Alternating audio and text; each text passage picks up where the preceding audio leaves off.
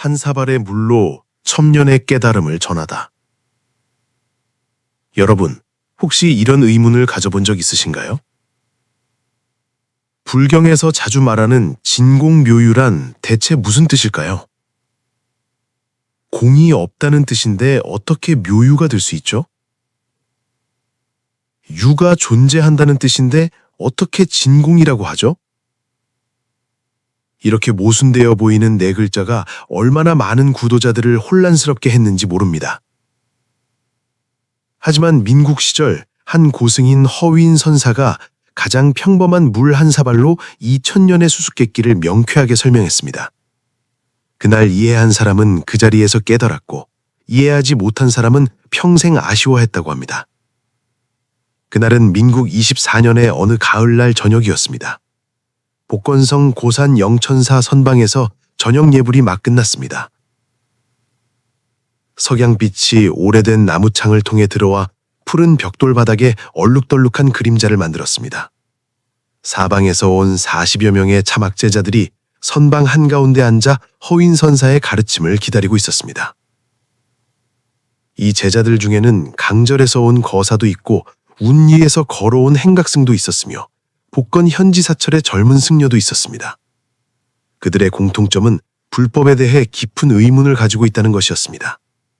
특히 경전에 반복해서 나오는 진공묘유 네 글자가 그들을 100번을 생각해도 이해할 수 없게 만들었습니다.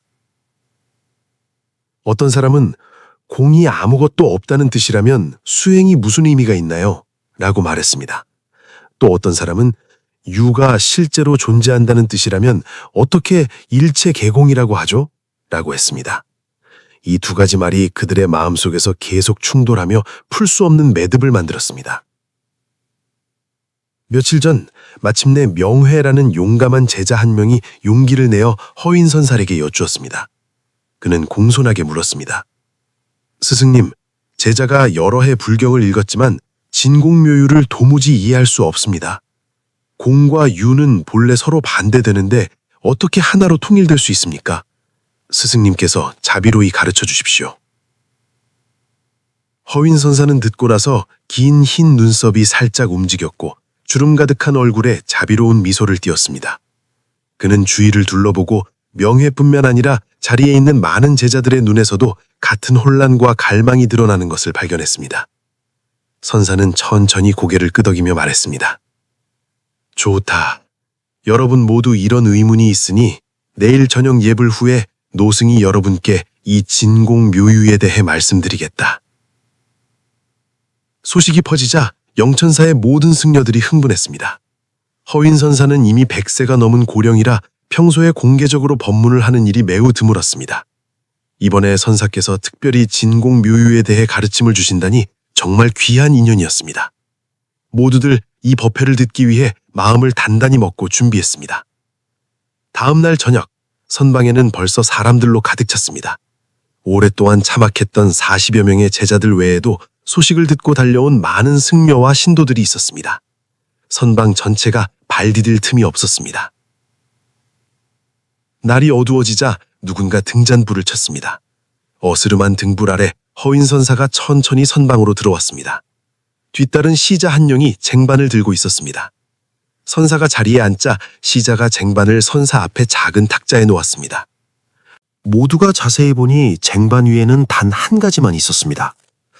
평범한 사기사발 하나, 사발 안에는 반쯤 담긴 맑은 물, 그것뿐이었습니다. 사람들은 마음속으로 모두 약간 의아해했습니다. 선사께서 이 사발의 물로 법문을 하시려는 건가? 허윈 선사는 서두르지 않고 조용히 앉아 그 불을 바라보았습니다. 선방은 쥐 죽은 듯 조용했고 창밖에서 매미 울음소리만 들려왔습니다. 이렇게 향 한 개 탈 시간을 기다렸습니다. 성격이 급한 몇몇 제자들은 불안해하기 시작했지만 더 많은 사람들은 점차 고요한 상태에 들어가 선사의 시선을 따라 그 물을 바라보았습니다. 마침내 선사가 입을 열었습니다. 그의 목소리는 늙었지만 힘찼고 고요한 선방에 분명하게 울려 퍼졌습니다. 여러분, 이게 뭐라고 보십니까? 물 한 사발입니다. 모두가 일제히 대답했습니다. 맞습니다. 물 한 사발이죠. 선사가 고개를 끄덕이며 마른 손을 뻗어 그 사발을 눈앞까지 들어올렸습니다. 그럼 이 사발의 물 안에는 무엇이 있습니까? 이 질문에 사람들이 당황했습니다. 어떤 사람은 물이요 라고 했고 어떤 사람은 아무것도 없습니다. 그냥 맑은 물일 뿐입니다. 라고 했습니다. 또 깊이 생각한 사람은 물과 땅의 정기가 있고 만물을 적시는 성질이 있습니다. 라고 했습니다. 허윈선사가 고개를 저었습니다. 여러분, 자세히 보십시오. 이 물 속에 고정되고 변하지 않는 것이 있어서 물의 본체라고 할 수 있는 게 있습니까? 명예가 잠시 생각하다가 조심스럽게 대답했습니다. 물은 흐르고 움직이며 고정된 모양이 없습니다. 본체를 말하자면 찾을 수 없는 것 같습니다. 잘 말했습니다. 선사가 칭찬하며 고개를 끄덕였습니다. 여러분, 보십시오. 이 물은 네모난 그릇에 담으면 네모가 되고 둥근 그릇에 담으면 둥글게 됩니다. 땅에 쏟으면 지형을 따라 흐릅니다. 차가우면 얼어서 고체가 되고 뜨거우면 증기가 되어 허공으로 흩어집니다. 그렇다면 물어봅시다. 어느 것이 물의 진짜 모습입니까? 사람들이 생각에 잠겼습니다. 정말로 물의 형태는 천 가지 만 가지로 변하는데 어떤 것이 그것의 본래 모습일까요? 허윈선사가 계속했습니다. 뿐만 아니라 여러분 생각해 보십시오. 이 사발의 물은 어디서 왔습니까? 우물에서 길어온 겁니다. 한 제자가 대답했습니다. 우물의 물은 어디서 왔습니까? 지하수에서 왔죠. 지하수는 어디서? 빗물이 땅으로 스며들어 생겼죠. 빗물은 어디서? 하늘에 구름이 응결되어 생겼죠. 구름은 어디서? 강과 바다가 증발해서 생겼죠. 강과 바다의 물은 어디서? 이렇게 계속 따라가며 물으니 사람들은 물의 근원이 끝없이 이어지고 근본적으로 최초의 원천을 찾을 수 없다는 것을 깨달았습니다. 게다가 물은 계속 순환합니다. 오늘 사발 속의 물은 어제는 구름 위에 있었을 수도 있고 그저께는 대양 속에 있었을 수도 있으며 내일은 또 땅 속으로 스며들 수도 있습니다. 허운선사는 사람들이 어느 정도 깨달음을 얻은 것을 보고 계속 말했습니다. 그러므로 이 사발의 물은 실제 하는 것처럼 보이지만 여러분이 그것의 본체를 찾으려 해도 찾을 수 없고 근원을 찾으려 해도 찾을 수 없으며 고정된 형태를 찾으려 해도 찾을 수 없습니다. 그것의 존재는 완전히 여러 인연의 모임에 의존합니다. 하늘, 땅, 추위, 더위, 그릇, 기운 등 하나라도 빠지면 안 됩니다. 이 인연들은 끊임없이 변화하고 물의 상태도 끊임없이 변화합니다. 이런 관점에서 말하면 물에 독립적으로 존재하고 영원히 변하지 않는 자성이 있습니까? 없습니다. 수준 높은 몇몇 제자들이 이미 이해하기 시작했습니다. 맞습니다. 자성이 없습니다. 이것을 공이라고 합니다. 허운선사의 목소리가 장엄해졌습니다.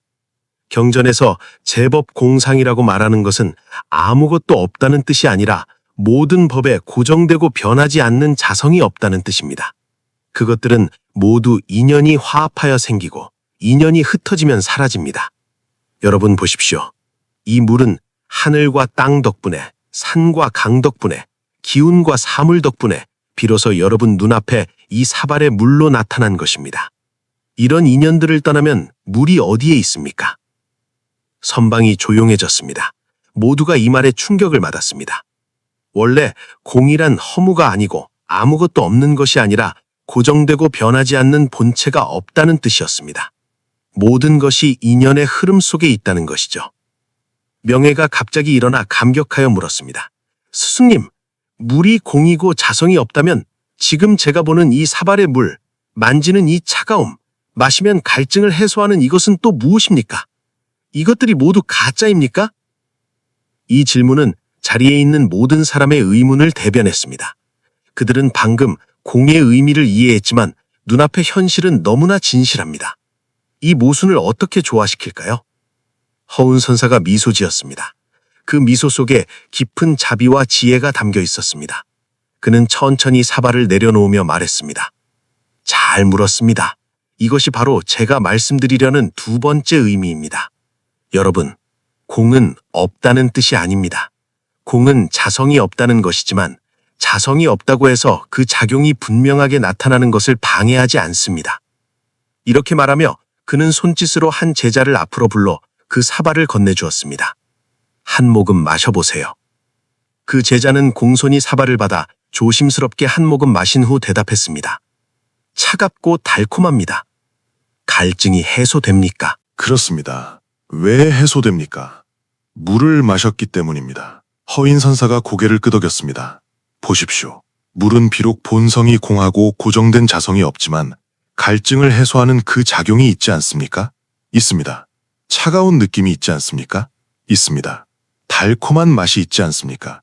있습니다. 이것이 바로 묘유입니다. 허인선사의 목소리가 큰 종소리처럼 모든 사람의 마음을 울렸습니다. 공은 아무런 작용도 없다는 뜻이 아닙니다. 오히려 그 반대입니다. 바로 공이기 때문에, 바로 고정된 자성이 없기 때문에 만물이 변화할 수 있고 작용을 일으킬 수 있습니다. 여러분 생각해 보십시오.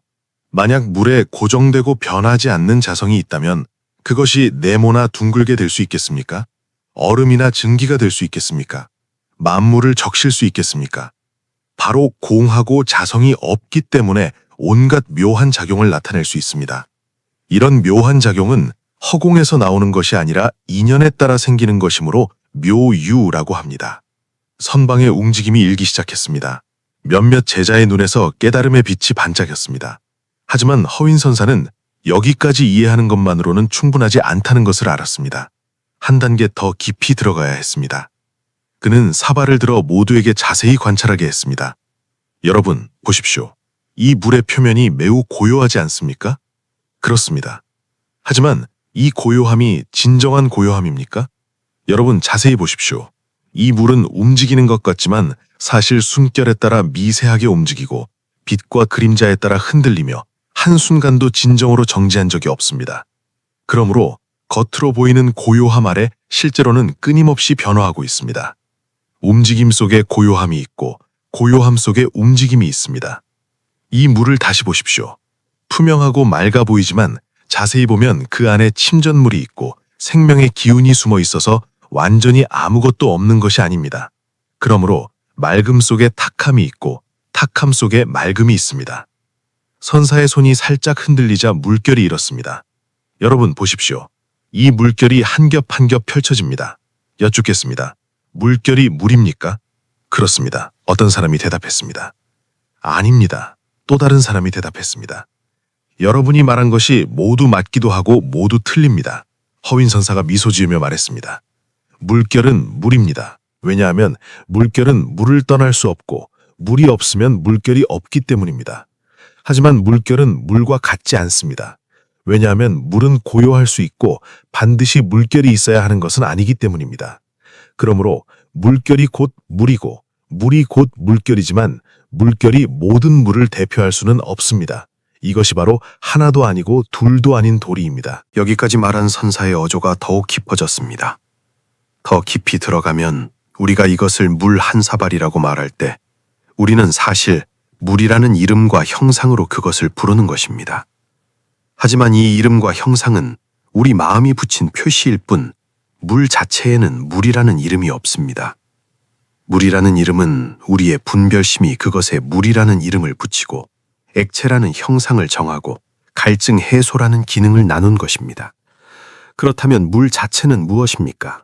그것은 바로 지금 이 인연의 나타남일 뿐 이름도 형상도 분별과 집착도 없습니다. 더 깊이 봅시다. 허윈선사가 사발을 더 높이 들어 등불이 물을 통해 선방 벽에 흔들리는 그림자를 만들게 했습니다. 여러분 말해보십시오. 이 사발의 물은 하나의 것입니까? 여러 개입니까? 사람들이 멍해졌습니다. 이 질문은 매우 간단해 보였지만 자세히 생각하니 대답하기 어려웠습니다. 나이든 승려 한 명이 대답을 시도했습니다.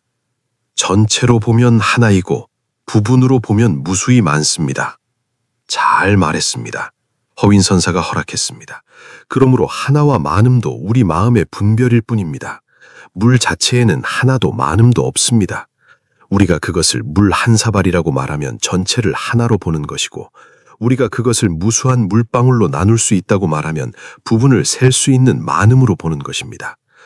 하지만 물 자체는 하나도 아니고 많음도 아니며 그냥 있는 그대로의 본연한 상태입니다. 선방이 점점 더 조용해졌습니다. 모든 사람이 숨을 죽이고 집중하여 선살의 말 한마디 한마디를 놓칠까 두려워했습니다. 허윈 선사가 계속했습니다. 그러므로 진공 묘유란 바로 이 도리를 말하는 것입니다. 진공은 완전한 공이 아닙니다. 아무것도 없는 공이 아닙니다. 진공은 모든 법의 본성이 형상도 모습도 없고 생기지도 사라지지도 않으며 더럽지도 깨끗하지도 않고 늘지도 줄지도 않는다는 것을 가리킵니다. 이 본성은 물의 본질과 같아서 여러분이 고정된 실체를 찾을 수 없지만 그 작용은 진실로 거짓이 없습니다. 묘유는 실제 하는 유가 아닙니다. 고정되고 변하지 않는 유가 아닙니다. 묘유는 인연으로 일어나는 만법이 비록 본성은 공하지만 작용이 분명히 나타나서 생길 수도 있고 사라질 수도 있으며 변할 수도 화할 수도 있다는 것을 가리킵니다. 그는 사발을 내려놓고 손가락으로 가볍게 수면을 건드려 물결을 일으켰습니다. 여러분 보십시오. 제 이 손가락이 진실로 존재합니까? 그렇습니다. 이 물결이 진실로 일어났습니까? 그렇습니다. 하지만 손가락은 공합니다. 왜냐하면 그것도 인연으로 생긴 것이고 사대가 화합한 것이며 고정된 자성이 없기 때문입니다. 물결도 공합니다. 왜냐하면 그것은 찰나에 생기고 사라지며 일어나고 사라지는 것이 무상하여 실체를 찾을 수 없기 때문입니다. 하지만 공한 손가락이 공한 수면에 닿으면 진실한 작용이 생기고 진실한 물결을 일으킵니다. 이것이 바로 진공이 묘유를 떠나지 않고 묘유가 진공을 떠나지 않는다는 것입니다. 더 깊이 말하면 이 손가락과 물은 두 가지로 보이지만 사실 본질은 하나입니다. 왜냐하면 그것들은 모두 지수, 화풍, 사대가 화합한 것이고 모두 인연으로 생긴 법이며 모두 본성이 공하기 때문입니다. 본질로 말하면 온 우주 만물이 모두 하나의 채성이니 그것이 바로 공성입니다. 하지만 현상적으로는 그것들이 각각 다르니 손가락은 손가락이고 물은 물이어서 섞일 수 없습니다. 이것이 바로 이가 걸림없고 사가 걸림없다는 것입니다. 명예가 여기까지 듣고 갑자기 무릎을 꿇으며 눈물을 흘렸습니다. 스승님, 제자가 깨달았습니다. 진공묘유란 만법의 본성은 공하지만 현상은 분명히 존재합니다. 공이 유를 떠나지 않고 유가 진공을 떠나지 않습니다. 공이 본체이고 유가 작용이니 본체와 작용이 둘이 아닙니다. 이것이 중도 실상입니다. 허인 선사가 흡족하게 고개를 끄덕였습니다. 자네는 일부를 깨달았으니 아주 좋다. 하지만 더 깊이 들어가야 한다. 공과 유는 둘이 아닐 뿐만 아니라 근본적으로 두 가지가 아니다. 우리가 공을 말하고 유를 말하는 것은 표현을 편하게 하고 여러분이 이해하도록 하기 위함이다. 실제로 제법 실상의 실상에는 공도 없고 유도 없다. 심지어 공유불이라는 개념도 내려놓아야 한다. 모든 개념은 언어와 문자이고 방편으로 배를 띄우는 것일 뿐 궁극은 아니다. 선방에서 한 노승이 갑자기 일어나 크게 3번 웃은 후 눈물을 흘리며 허윈 선사에게 공손히 절했습니다.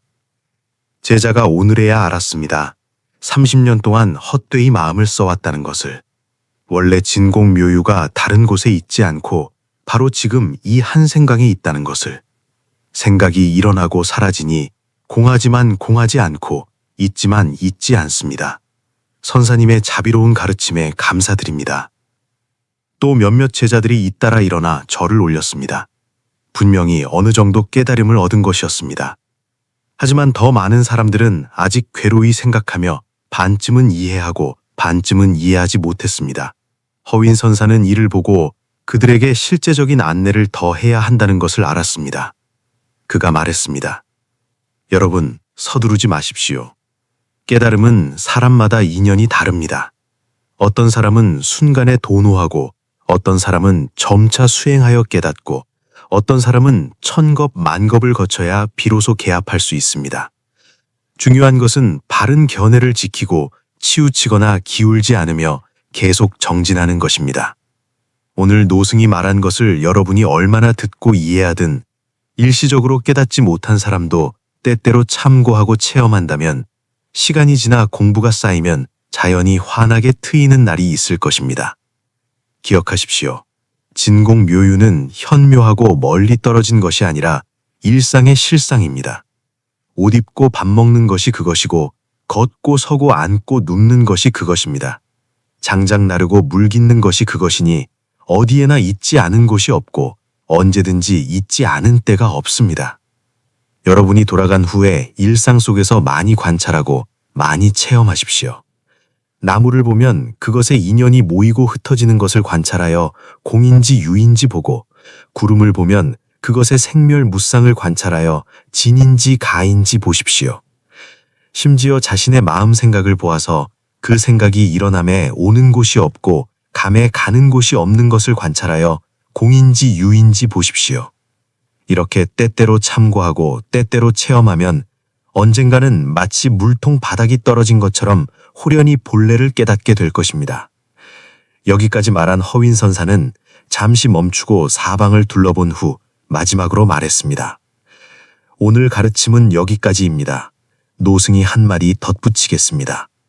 진공묘유 네 글자, 말로 하면 한 글자도 말할 수 없고 마음으로 하면 진실합니다. 진공은 마음의 본체이고 묘유는 마음의 작용입니다. 이 마음을 떠나 진공을 말할 수 없고 이 마음을 떠나 묘유를 드러낼 수 없습니다. 그러므로 조사께서 말씀하시길 만법은 마음으로 인해 있고 마음밖에 법이 없다고 하셨습니다. 여러분이 만약 명심견성할 수 있다면 자연히 진공묘유를 통달하고, 만약 진공묘유를 통달할 수 있다면 자연히 보리를 깨닫습니다. 이 둘은 본래 하나이니 둘이 아닙니다. 허윈선사는 말을 마치고 천천히 일어나 모두에게 합장했습니다. 나무아미 타불. 그리고 천천히 선방을 나갔습니다. 선방의 사람들은 아직 가르침에 잠겨 오랫동안 평정을 찾지 못했습니다. 어떤 사람은 눈을 감고 깊이 생각하며 지금을 체험했고, 어떤 사람은 낮은 목소리로 서로 깨달음을 확인했으며, 어떤 사람은 기쁨에 겨워 눈물을 흘리며 한 번 놀랐습니다. 그 사발의 물은 비록 쏟아졌지만 물이 나타낸 실상은 깊이 모든 사람의 마음에 새겨졌습니다. 그날 밤 영천사의 등불이 밤새 켜졌습니다. 많은 사람이 밤을 새우며 선사의 가르침을 참고했고, 어떤 사람은 선정 중에 호련히 깨달아 공성을 체득했고, 어떤 사람은 경행징행하다가 문득 마음이 열려 실상을 깨달았으며, 또 어떤 사람은 새벽녘 하늘빛과 대지를 보고 그 자리에서 진공묘유의 진의를 알았습니다. 다음 날 아침 허윈 선사가 절 뒤편 산을 산책할 때 명혜가 쫓아와 공손히 말했습니다. 스승님, 제자가 어젯밤 반복해서 체험한 결과 진공묘유에 대해 더 깊은 깨달음을 얻었습니다. 원래 모든 번뇌와 괴로움은 이치를 모르기 때문입니다. 유만 집착하면 탐착하여 놓지 못하고 얻을까 잃을까 두려워합니다. 공만 집착하면 소극적으로 게을러지고 세상을 저버립니다. 오직 진정으로 진공묘유를 얻어야만 세상에 있으면서도 세상에 묶이지 않고 출세하면서도 입세의 행을 버리지 않습니다. 적극적으로 세상에 들어가되 초연하게 집착하지 않으며 모든 선을 행하되 머무는 바가 없습니다. 허윈 선사가 고개를 끄덕였습니다. 자네 말이 맞다. 진공묘유는 현실을 회피하라고 가르치는 것이 아니라 현실을 잘 처리하라고 가르치는 것이다. 일체가 공이니 집착하지 않고 내려놓을 수 있고 버릴 수 있다. 묘한 작용이 분명하니 소홀히 하지 않고 들어올릴 수 있고 행할 수 있다. 들어올리고 내려놓고 내려놓고 들어올리며 가고 오고 버리고 취하는 사이에서 마음을 닫고 본성을 고치는 것, 이것이 바로 수행이요 깨달음이며 부처가 되고 조사가 되는 근본이다. 스승님, 제자에게 또 의문이 있습니다. 명혜가 계속 물었습니다. 만법이 모두 공하다면 인과도 공합니까? 만약 인과가 공하다면 선악업보가 또 무슨 의미가 있습니까? 이 질문은 바로 많은 제자들 마음속에 아직 물어보지 못한 의문이었습니다. 허윈 선사가 걸음을 멈추고 진지하게 말했습니다. 잘 물었구나. 인과도 본원적으로 인연으로 일어나니 본성이 공하고 정해진 자성이 없다. 그러므로 말하면 인과가 공하다. 하지만 인과의 형상, 인과의 작용은 조금도 어긋나지 않으니 공하지 않다. 공하지 않으면서도 묘하다. 어째서 그러한가? 인과도 인연으로 생기니 인연에 의지하여 작용이 있다. 바로 그 본성이 공하고 정해진 자성이 없기 때문에 업력에 따라 인연에 따라 전변할 수 있다. 자네가 과거에 악인을 지었더라도 지금 발심하여 참회하고 널리 선업을 행한다면 바로 선연으로 악인을 전환하여 악과가 생기지 않게 하고 선과가 나타나게 하는 것이다. 만약 인과가 실유이고 정해진 법이며 한번 정해지면 변하지 않는다면 참회와 수행이 소용없다.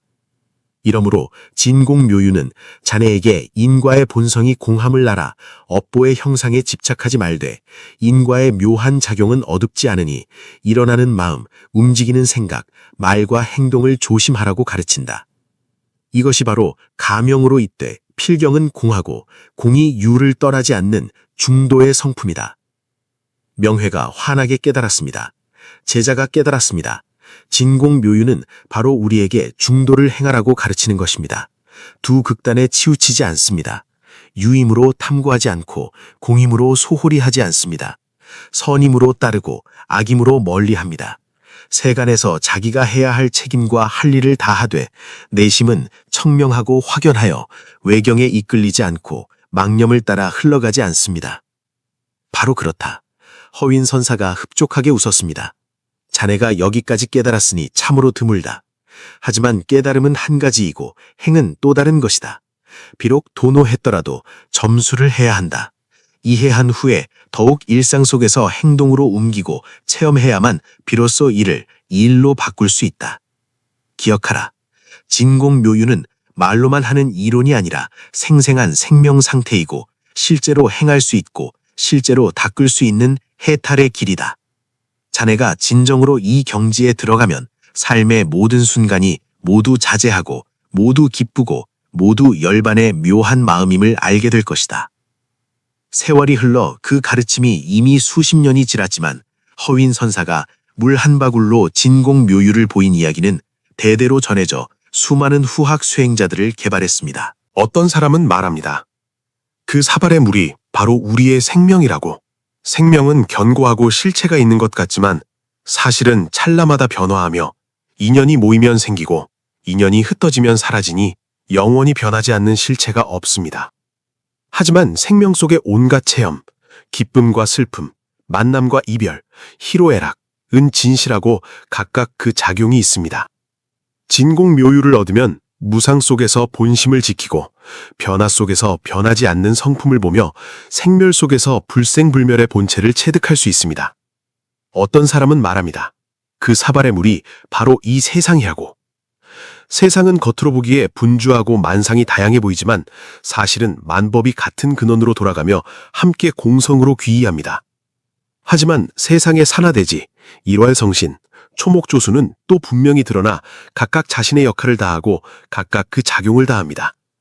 진공요유를 얻으면 분주함 속에서 청명함을 얻고 시끄러움 속에서 고요함을 얻으며 더러움 속에서 청정함을 지키고 만상 속에서 진열을 볼 수 있습니다.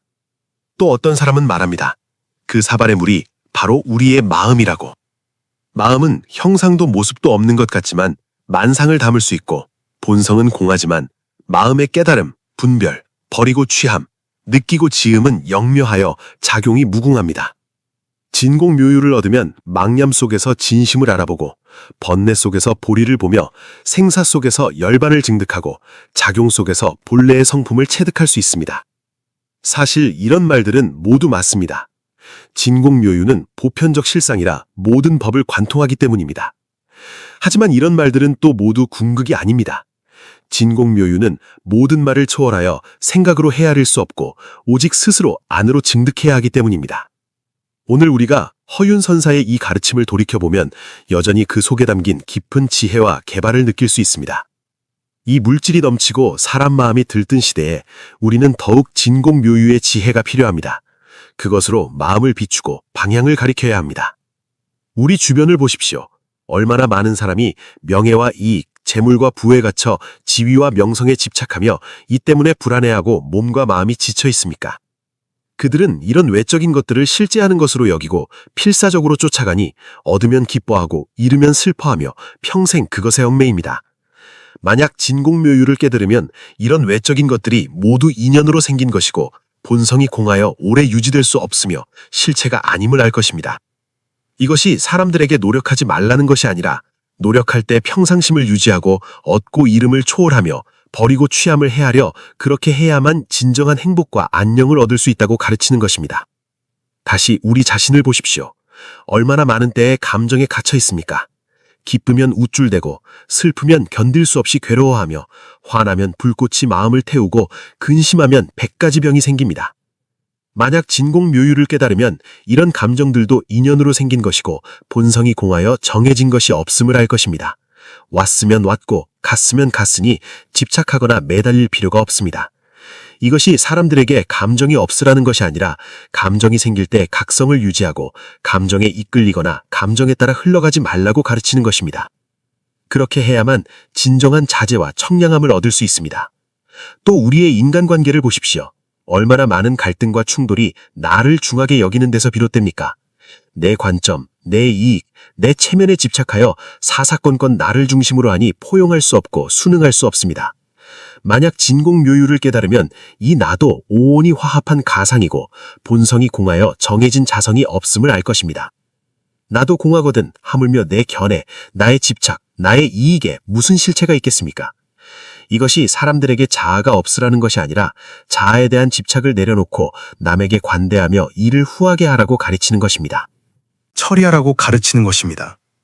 그렇게 해야만 진정으로 사람들과 조화롭게 지내고 선연과 복보를 얻을 수 있습니다.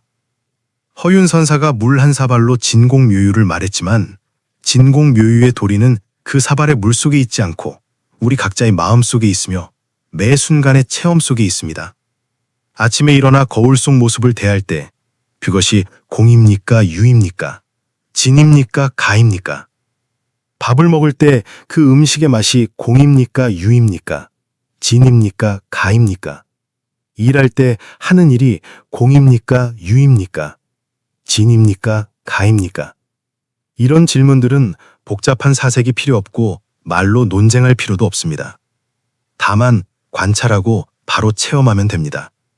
관찰하는 그 순간에, 체험하는 그 순간에 만약 청명한 각성을 유지하고 분별하지 않고 집착하지 않으며 매달리지 않는다면 여러분은 진공묘유가 원래 이렇게 간단하면서도 이렇게 심오하다는 것을 발견할 것입니다. 간단하다고 말하는 것은 그것이 바로 눈앞에, 바로 지금에 있어서 사람마다 체험할 수 있기 때문입니다. 심오하다고 말하는 것은 그것이 존재의 본질과 관련되고 생명의 진리와 관련되어 지극한 지혜가 있어야만 완전히 들어갈 수 있기 때문입니다.